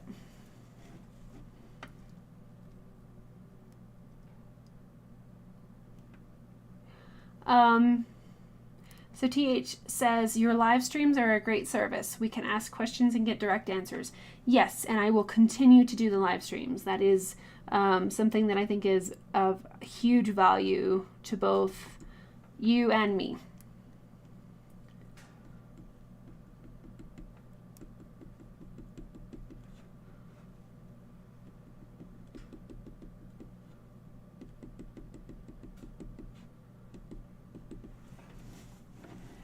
Mina, a sneak peek as far, do you mean as far as the new year of kind of like my plan? As far as where I'm headed? Is that what you are interested as far as a sneak peek?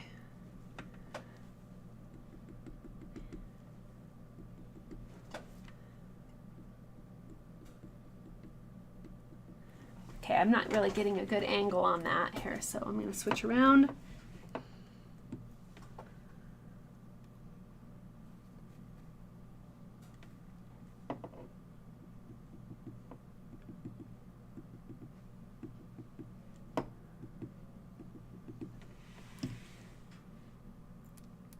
Okay, Larry says, I wish I could take advantage of the new programs you're going to offer, but I just can't. I understand that as well. Okay, so I plan on creating a lot more free content. So that is the good news. A lot of free content that you can go back on YouTube and reference all the time. So I plan on doing, like I said, a lot more YouTube videos. I know I've not done those very well or much in the past. So I'm going to be creating more free content, number one. Number two, I'm also going to be creating some more in-depth classes, online classes, mini courses, and that such. So there will still be the live streams. I'm going to promote and produce more free content. And then for those that want to dive deeper into more projects, we can do that as well. So that's kind of my big plan for the year. I have spent the last, oh my gosh, I've spent months looking through and researching on how to better serve you guys. So good news is you're going to get more and more free content, and I'm also going to try to make Patreon better. The Patreon members, I'm going to try to make that whole thing more user-friendly and better, and just a lot of growth and a lot of hard work on my part, but that's my goal. So Terry, yes, definitely put your photo back into Photoshop and tweak your values. So if you can take the darker values and pull them up and make them more rich, that is great. If your photo is a little bit overexposed, there is so much information in a photo. Just take it back into Photoshop and tweak the values, and you can get a lot more information. So, okay, cool, Mina. Thanks, Melio, TH, thanks. Yeah, there will be a lot more free content coming. It's going to be probably in smaller tidbits here and there, but I do have a plan for the next year, and I want to make information more available to everybody. So that's my grand plan. Now I just need the time to pull it off. So cool. Yeah. So I want a variety of teaching for people, whether it's just quick tips or more in-depth projects. So I'm trying to get a nice range in the next year. Jim says, I am enjoying what we do immensely, but I understand the need to keep progressing. I am doing the same thing with the carving classes that I teach. Cool. Cool. Thanks, Jim. Thanks, Larry. Yeah. It's going to be a fun and busy year. I've been working hard to get a good plan for everybody. Or a good plan for me to help everybody. Thanks, Mellow Yellow. Yeah, I will be charging for other classes that want, you know, more in-depth stuff, but I want a lot of free content out there as well, so.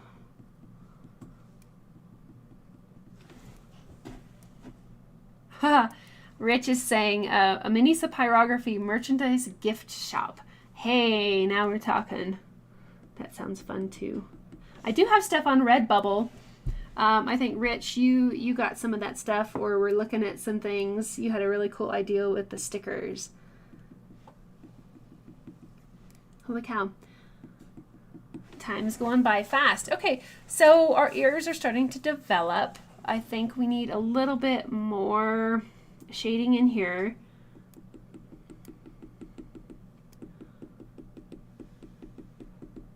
And I don't want really smooth shading because the inside of the ear is kind of textured a little bit. Thank you, Mina.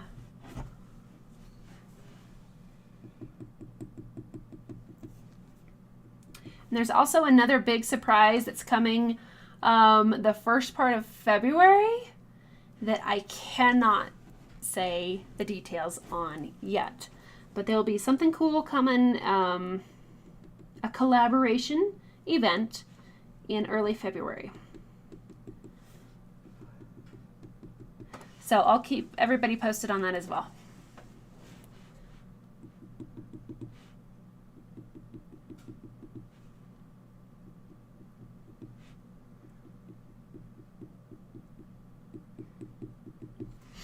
So we're getting there on this rabbit. Some of these bright edges over here, if you're not going to do a black background, I would suggest keeping these edges really soft and kind of light. But you can lightly, very lightly kind of outline them. This is one case where light outlining is okay. And then you can kind of pull that blending back in.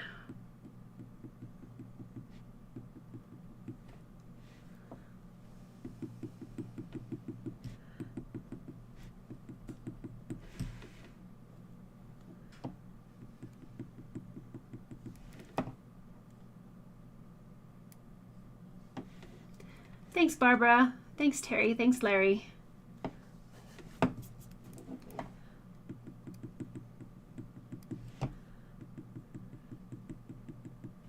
Now you can still see those graphite lines along through here, but since we're going to be burning a black background, it's not the end of the world. I can hide those in the black background. I just want a little bit of form on the back side of this bunny. So as we're kind of closing down into the last 10 minutes, does anybody have any questions at this point where I can possibly clarify something or help out if there's something that you're struggling with? We have 10 minutes that we can kind of discuss some questions.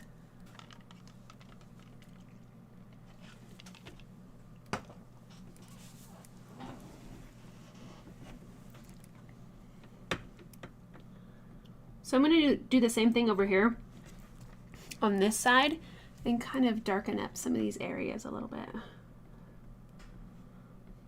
and give some structure to the outside of Mr. Whiskers.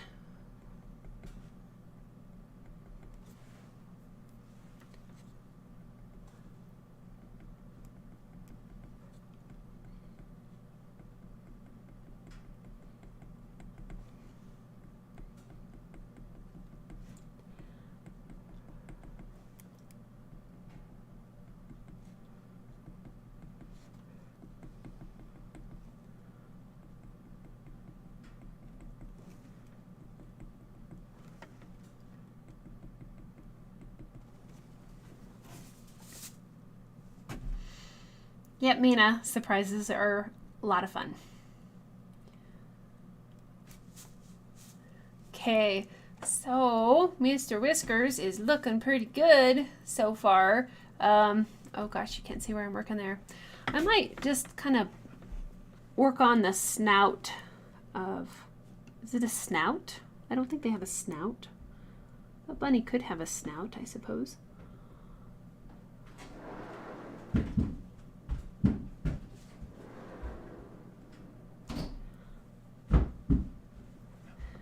So I'm just gonna kind of make the nose a little bit more rounded and blended and smoother and more done.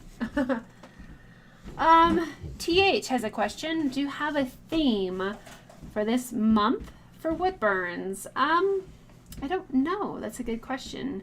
Like I said, this is like the year of the rabbit. I don't follow like the zodiacs and all that. It's like the Chinese year of something. But I was really looking for inspiration on what to create, and I needed a push in one way or the other. So this is the year of the rabbit, so we are wood burning a rabbit.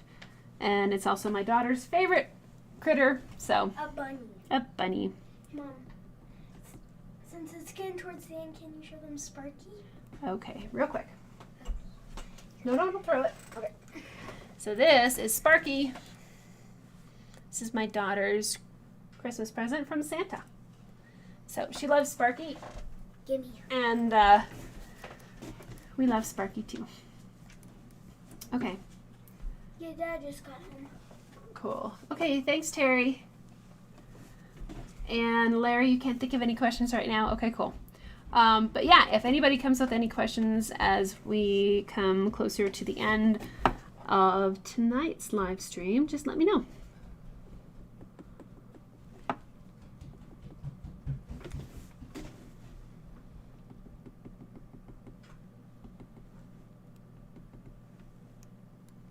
Hey, thanks, Barbara. Yeah, Larry. Oh, I understand. Yeah, I would think of questions afterwards as well. So Mina says the best way for me to learn is from watching you. Okay. Cool, cool. Yeah, it's definitely, I think, easier to watch it happen live than in progress photos or a book, because there's that gap. It's like, well, how did you get from this step to that step? So I'm glad that the live streams help everybody.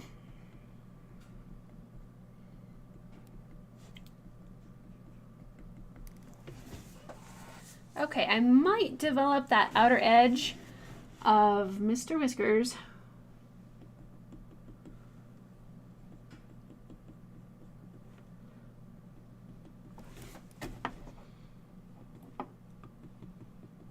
Because he seems a little bit lacking up there.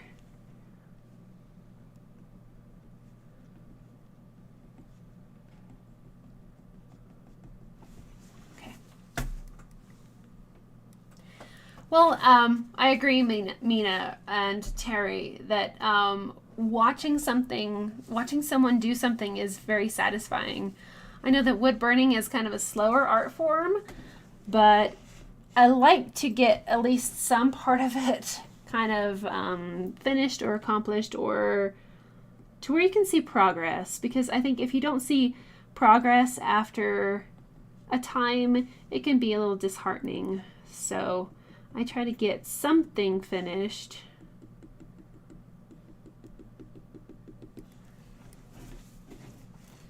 This would actually work just fine without a black background too. I'm looking. So Jim says, I am not sure I want to sign on to Photoshop now that they seem to be a subscription basis. So I'm considering trying GIMP. I have not heard of GIMP. I don't know. I haven't heard about that. I've used Photoshop ever since, for the past 20 some years. Back when it was, you actually were able to buy it and you could own it. But now they don't want us to own anything. They just want us to rent everything, which I don't like. But I need Photoshop for what I do on multiple levels. So yeah, I'm doing the subscription thing for Photoshop.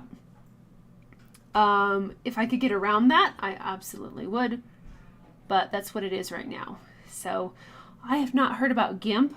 That's Interesting. I think there's also some Photoshop programs that are like a little bit lighter, like watered down version of the full Photoshop. Is that Photoshop Elements, Terry, that you were using?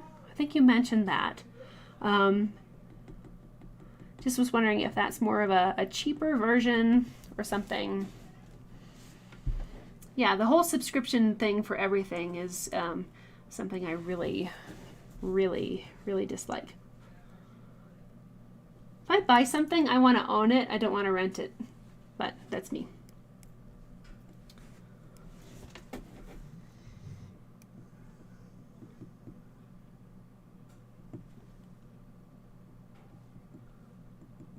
So I'm just adding a little bit more depth around the eyes here. And one of the coolest things about creating realistic eyes is that water line under their eyes. So try to keep that nice and pure. I might make it a little bit more narrow, like that. And then the highlight on this eye does have a tiny bit of a gradient at the bottom, like that. So that gives it a little bit more of a rounded, in-depth look. So, okay. So I need a little bit more shading in here. I'm going to turn Mr. Whiskers, and we're just going to add in a little bit more here. This will go quick. Oh Lord, Lord, Lord, Lord. Hey, you're on microphone. Who, me? Yeah. Hi, wife. Hi.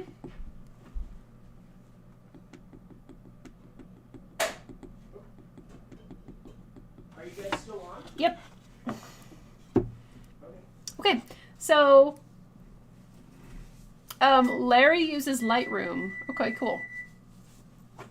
Very good. I might soften some of these edges here.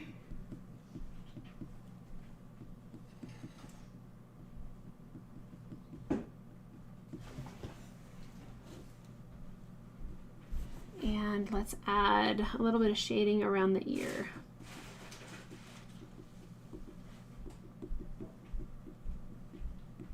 Okay. Okay, so Terry says that GIMP is fairly easy and good. Terry has Photoshop Elements 2018 and bought it as a disc. Very cool. Cool, cool. Yep, all good information. Okay, so since we did not get all of Mr. Whiskers done tonight, we will do this another live stream next week. What is next week? Is it the 13th? Is that the 13th? Is it Friday the 13th? I think it is. Okay. That's okay. We're just doing a live stream. We should be fine. Excuse me, Earthborn Graphics says, so I bought your beginner project book, a couple of your videos, a versatile, a couple of big, thin planks of basswood to practice on, but you're afraid to get started. Okay, Earthborn Graphics, I have a great tip for you. Take one of those nice pieces of wood, find the best side, and then turn it over and do this. Play. Just play on the back of it. One of the best ways to get started is just to fire up the burner, pick a point that you think might be fun, and just play. See all that you can do with a single point on the back side of your nice pieces of wood. You know, you can try, burning text or burning black backgrounds, different textures, stippling, whatever. Just take a piece of wood. If it has a blemish on it, even better, and just play. Just fire it up and start playing and see what you can do with the point. That's my best tip for just starting. Okay, so it's 8 o'clock. Yeah, just dive in, pick your worst piece of wood, pick the backside, whatever. Before you really start burning something, Earthborn Graphics, you might want to sand it. It's not critical to just play, but just dive right in. Don't be afraid of messing up a piece of wood. You can always use the front side for something else. Cool. Yeah, it does, Barbara. I think it looks pretty good without a black background as well. We'll just kind of see after we spend another session on Mr. Whiskers if you guys want to do a black background or not. But it is quite simple right now. Okay, so thank you everybody for being here. I really appreciate it. A lot of great comments here. Earthborn Graphics, a lot of people are giving you some great tips as well. Just dive right in.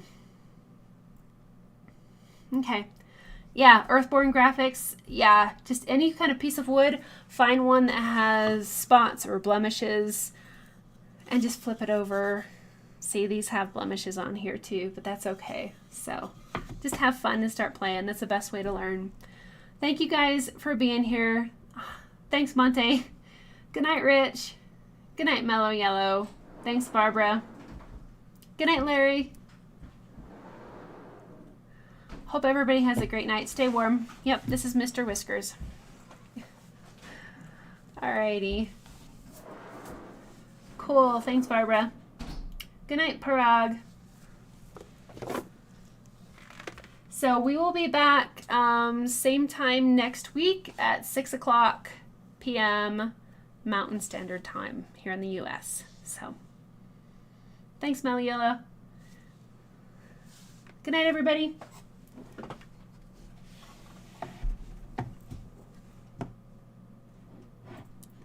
Where is my mouse? There is my mouse. All right, good night.